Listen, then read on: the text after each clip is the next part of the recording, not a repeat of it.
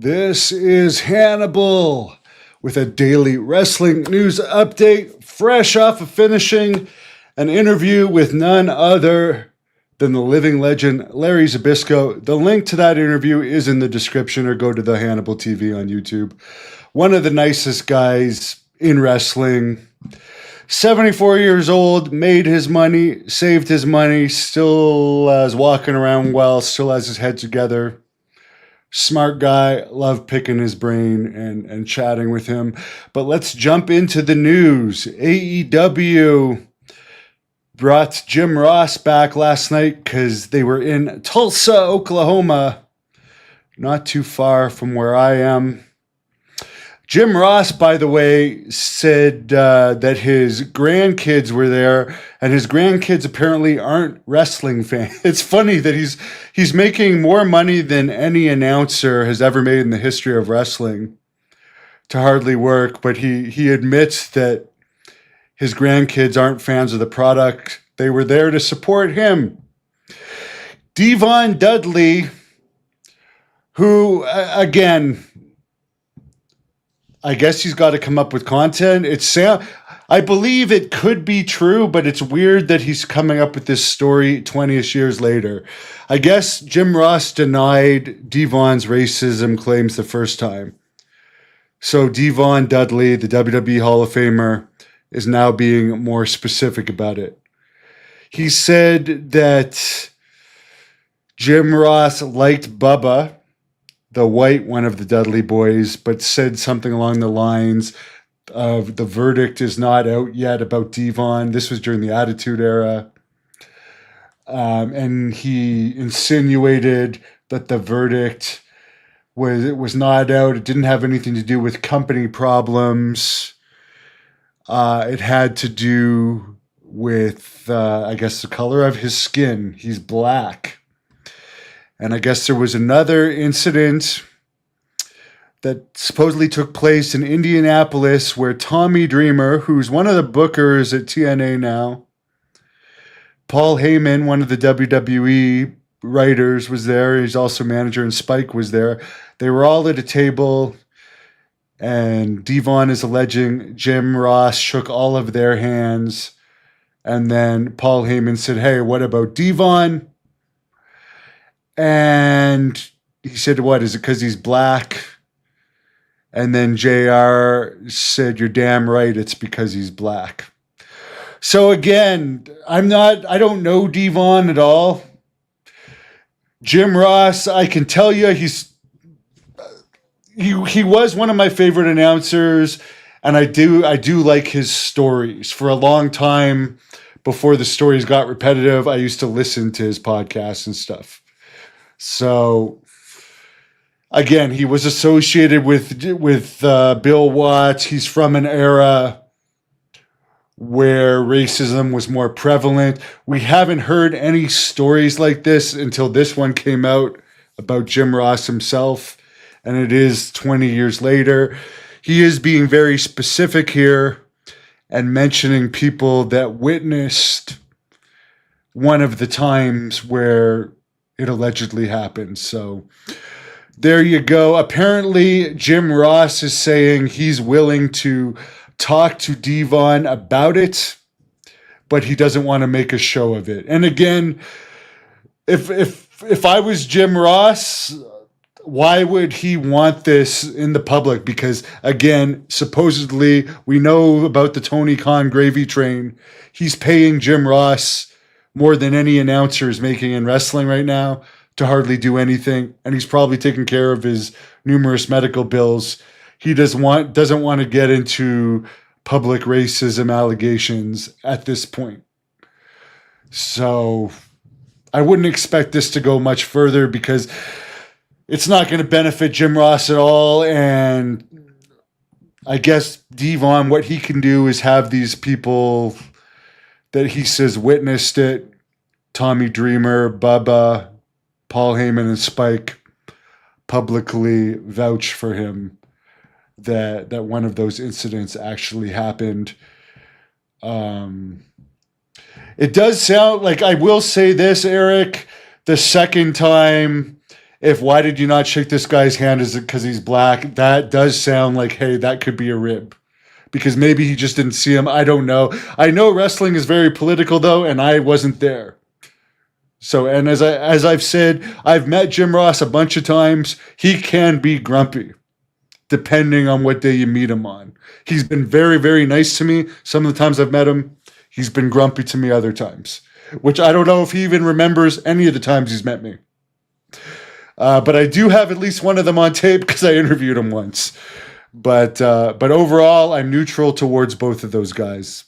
And I definitely respect both of their contributions to the wrestling business. And I certainly am not picking sides there because I don't want heat with either one of them just because I respect them both. And I don't know enough about the stories.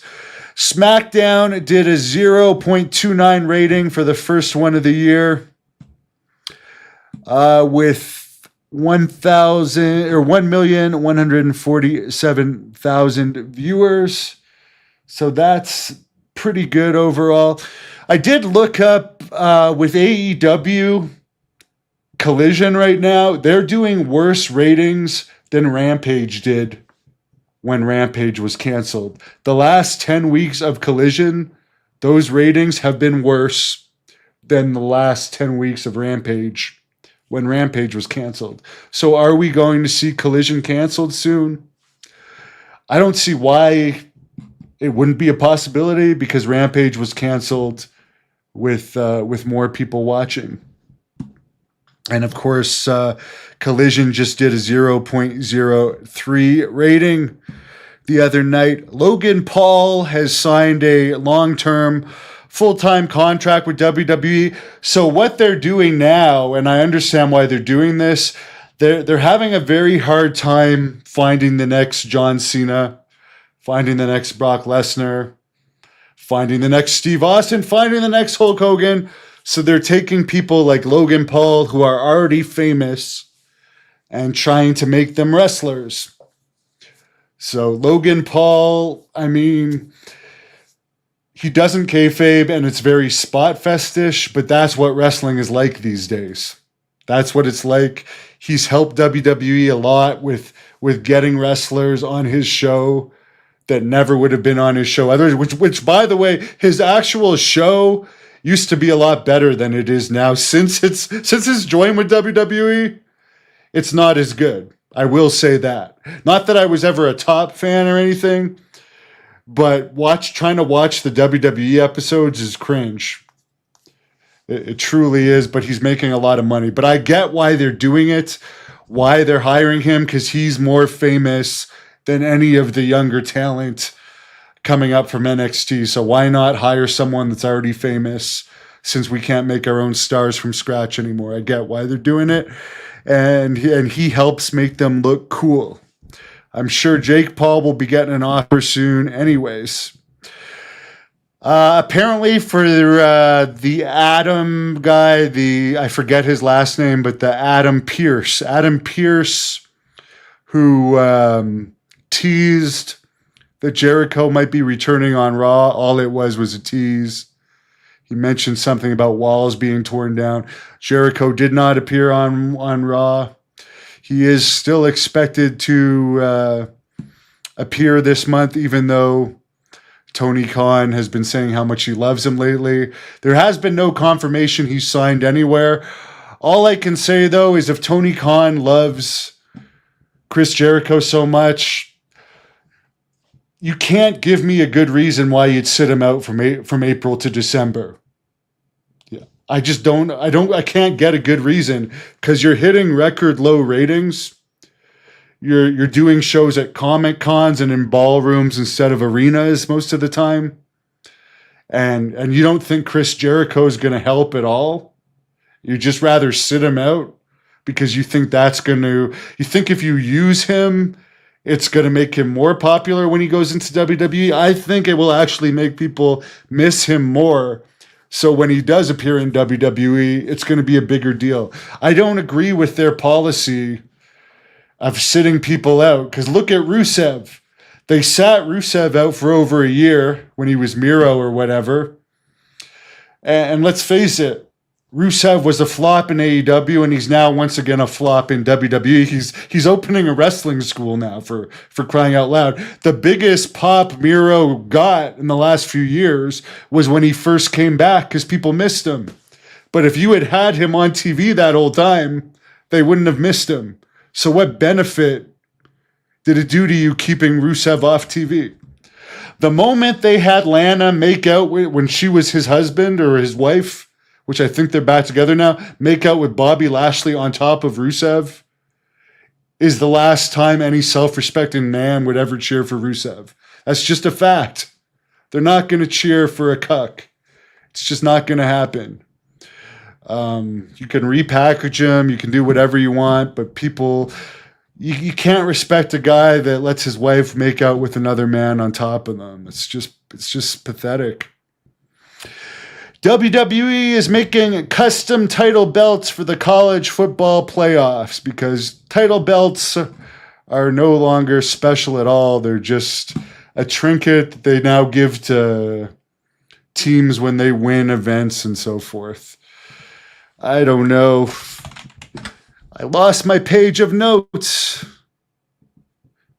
In other wrestling news, TNA, people have been saying that they can't believe that TNA gets lower ratings than a 0.03 because I mentioned the other day that Women of Wrestling gets like 0.03 ratings. The last time TNA publicized a rating, I looked it up, it was November 2024.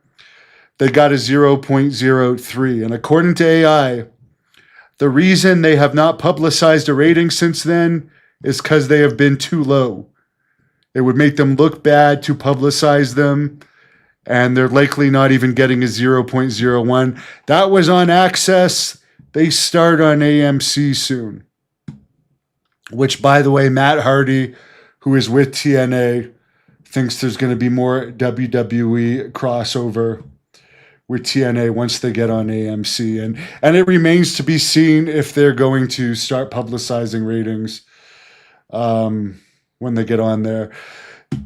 Someone's mentioning he thinks Ric Flair was lying about getting back on Joe Rogan. You know, I was just thinking about that the other day because Ric Flair went through a period in December, which, by the way, Larry Zbyszko had some funny stories about Ric Flair, but he's just saying Ric Flair has been an alcoholic so long, he doesn't get how Flair is still alive. Congratulations that he is still alive.